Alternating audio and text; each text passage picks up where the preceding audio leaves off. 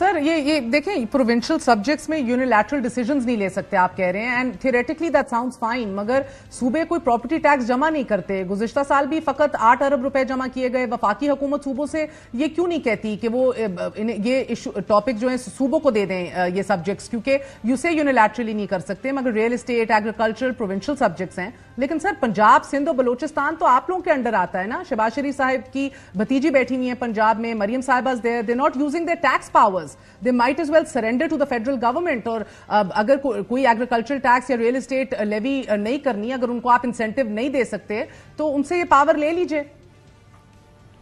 Ji, I think मैं सिर्फ ये कहूँगा कि ये ऐसे सब्जेक्ट्स हैं where we will request the provinces to be incentivized कि इस सिम्त में उनको बढ़ना चाहिए, और अल्टीमेटली एज ए सॉवरन हमें बढ़ना पड़ेगा। बिकॉज देखिए, मैं सिर्फ ये कहता हूँ कि इस वक्त तो ठीक है, you know, a certain percentage of whatever we collect goes to the provinces कि जी इस साल तो आपने 30% रेवेन्यू बढ़ा दिया है, अगले साल 38% आप बढ़ाने जा रहे हैं, और हम बढ़ाने जा रहे हैं, और इंशाल्लाह हम उसको पाया तकमील तक भी पहुंचाएंगे। लेकिन अगर सूबों की में जो गुंजाइश मौजूद है, तो अगर उसको हमने पूरा पोटेंशियल को रियलाइज नहीं किया, तो जिस सस्टेनेबिलिटी की मैं बात कर रहा हूं Mehar, to take tax to GDP ratio for the country, not the federal government, not for FBR, for the country, कि जहां we can be part of committee of nations, और at least make a start to be part of the committee of nations, कि 13-13.5% के लेके जाएं। ये हम अकेला फेडरल गवर्नमेंट पे हम नहीं कर सकते हैं, ये सूबों के मिलकर हमें काम करना पड़ेगा। और आज भी जो हम प्राइमरी सरप्लस हम की बात करते हैं, unless the provinces deliver their provincial surpluses, हम वो आगे नहीं लेके जा सकते।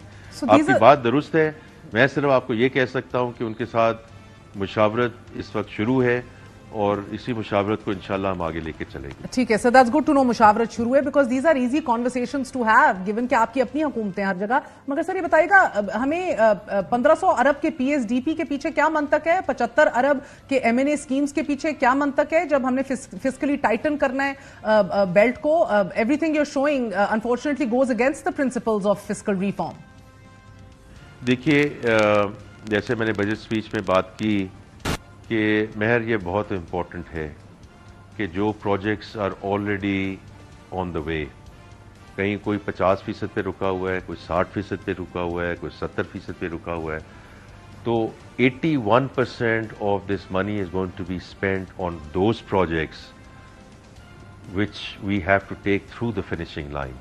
कैन यू इमेजिन कि एक प्रोजेक्ट है और वो 60% 70% पे रुक गया है, और जो उसका इम्पैक्ट आना था वो नहीं आएगा। तो एक चीज़ हमें क्लियर करनी है। उसके अलावा 19% वो प्रोजेक्ट्स हैं जो हम नए प्रोजेक्ट्स कर रहे हैं। उसमें भी मैंने जो नेशनल इकोनॉमिक काउंसिल, जिसमें प्राइम मिनिस्टर साहब उसको चेयर करते हैं, चीफ मिनिस्टर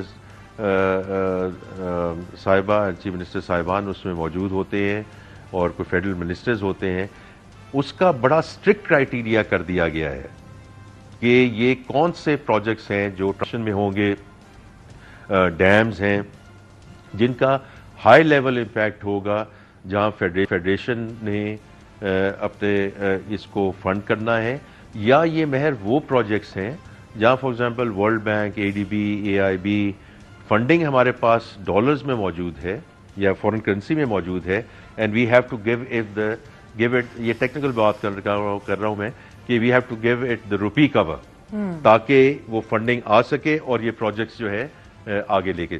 तो हमने इसको बहुत स्ट्रिक्ट कर दिया है। और लास्ट चीज इसमें मैं ये कहना चाहता हूं कि ये 1500 में से 1400 जो है वो of course is part of the PSDP, 100 billion वो है which is going to be through public private partnership. और मैं फिर वापस जाता हूं कि मैं गवर्नमेंट ऑफ सिंध की तारीफ करता हूं कि जिस तरह उन्होंने पब्लिक प्राइवेट पार्टनरशिप में इंफ्रास्ट्रक्चर प्रोजेक्ट्स को करके दिखाया है, at the federal level we need to learn from them, और उसी तरह इसको आगे लेकर चलें, ताकि पीपीपी का जो गोइंग फॉरवर्ड ये जो दायराकार है वो बढ़े और पब्लिक सेक्टर जो है उसमें से कम हो। लेकिन इस वक्त ये वक्त की जरूरत ही महर।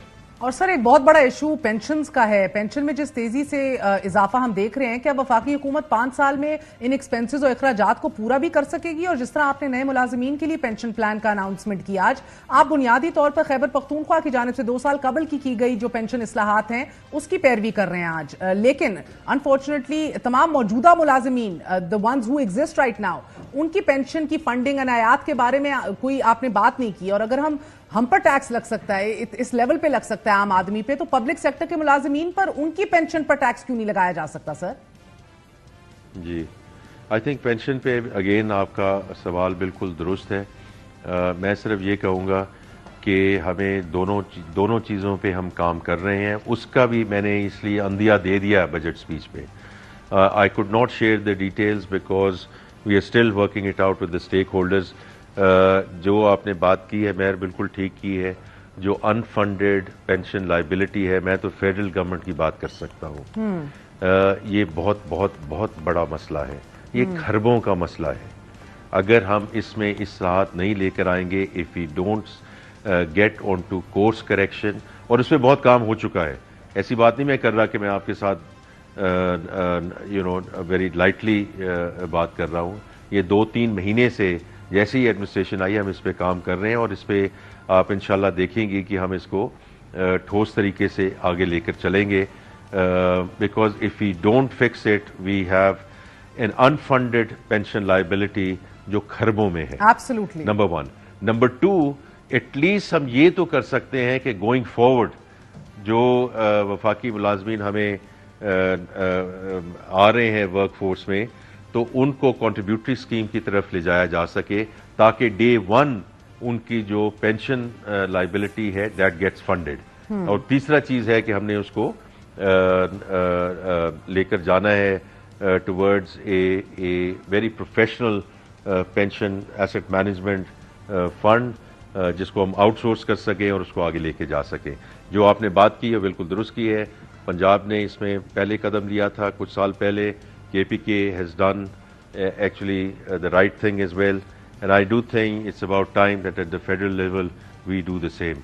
और इसमें आप इंशाल्लाह अनकरीब सुनेंगी the steps that we are going to take around this. Sir, क्योंकि फ्यूचर एम्प्लॉइज का तो जीरो फाइनेंशियल इम्पैक्ट होगा ना। आज जो एग्जिस्टिंग पेंशन है वो तो 1 ट्रिलियन का बोझ अब चढ़ा जा रहा है, उस पर रिफॉर्म देखना था। लेकिन सर लास्टली बताइएगा, हुकूमत ने ML1 रेलवे लाइन के लिए चीन से $7 अरब का कर्ज मांगा है। क्या नई लाइन से कोई फॉरेक्स जनरेट होगा ताकि हम कर्ज और सूद की अदायगी कर सकें? I mean in terms of cost benefit analysis ये मंसूबा काबिले अमल है? और क्या ये वो वक्त है गिवन आर सिचुएशन कि जब हमें मजीद कर्जों का मुआहदा करना चाहिए, given that this is already an IMF made budget, right sir? ये आप कह सकते, देखें क्योंकि आपके हर सवाल में कई सवालात होते हैं। I give you full credit for that. तो देखिए, पहली बात तो ये है कि मैं लास्ट बात पहले आपसे कर दूं कि वी आर वेरी अलाइंड कि ये पाकिस्तान की जो तरजीहात हैं उसमें इसलिए मैंने कल भी कहा था कि ये पाकिस्तान का प्रोग्राम है। Tax to GDP, energy reforms, SOE reforms, privatization agenda which is going to be helped, supported, funded by IMF. So we are broadly aligned on those parameters.